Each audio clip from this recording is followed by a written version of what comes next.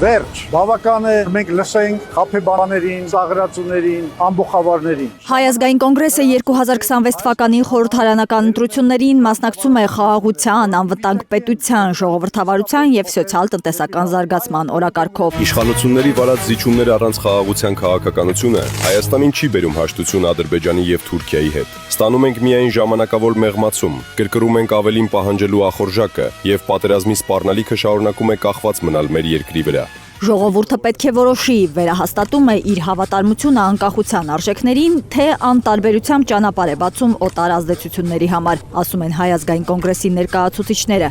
Քաղաքական այս ուժի ընտրացուցակի առաջին համարը Լևոն Զուրաբյանն է։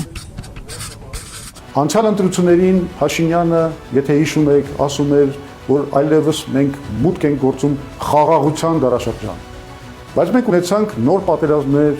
եւ աղետալի կորուստներ։ Հայ ազգային կոնգրեսն ուզում է իրականություն դարձնել թրիփ գումարած BRICS ծրագիրը, որը մեր տարածաշրջանում կներդաշնակեցնի տարբեր աշխարհաքաղաքական խաղացողների շահերը։ Մենք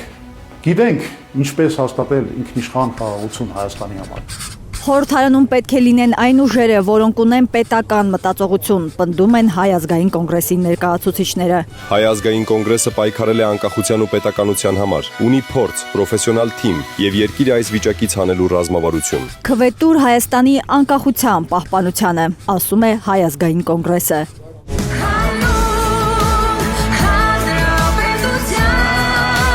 Հանուն հանրապետության է ընտրապայքարի մեջ մտել հանուն հանրապետության ժողովրդավարության պաշտպանների դաշինքը,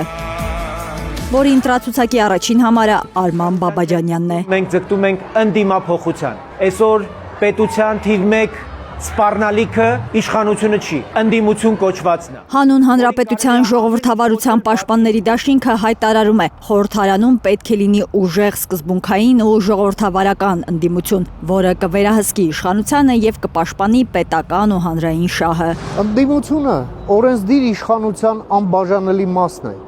Նրա փոքրամասնությունը, որի առաքելությունն է քաղաքական մեծամասնությունից պահանջել հաշվետվողականություն, թափանցիկություն եւ հիմնավորված որոշումներ։ Քաղաքական այս ուժը հայտարարում է նաև կոռուպցիայի դեմ պայքարի անկախ դատարաններ ունենալու եվրոպական ուղղությունն ընդգծելու կարևորության մասին։ Պատրանքների գինը մենք վճարել ենք ամենաթանկով, կյանքով, հողով, մարդկային ճակատագրերով, Արցախով։ Այդ կորուստների գլխավոր դասը մեկն է։ Պետությունը չի փրկվում ուրիշի հովանու տակ, պետությունը փրկվում է սեփական ուժը կառուցելով։ Հանուն հանրապետության ժողովրդավարության պաշտպանների դաշինքի ներկայացուցիչները պնդում են, պետությունը համակարգ է, տնտեսություն, գիտություն, տեխնոլոգիա, իրական դաշնակիցներ։ Պետությունը ամրոց ու բերդ չէ, որ ուրիշը պահի քո փոխարեն։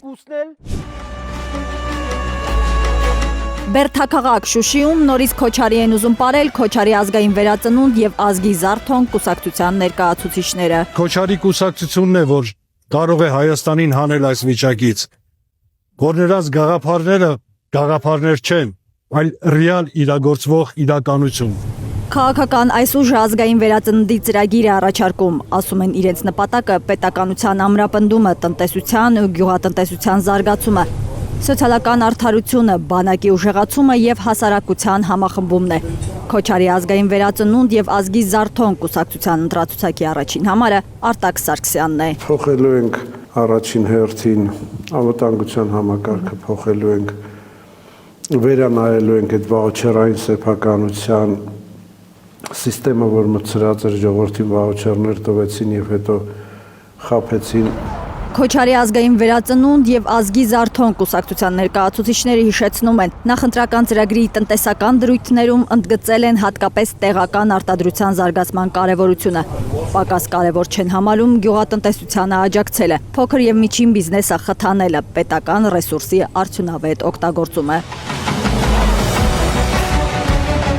Եթե ունենանք միասնություն ու ուժ, նորից ազգովի կպարենք Քոչարի։ Քոչարի ազգային վերածնունդ եւ ազգի զարթոն կուսակցության ներկայացուցիչների համոզմունքն է։ Արփիս Քեսյան, Հարություն Մաթևոսյան, Հայլուր։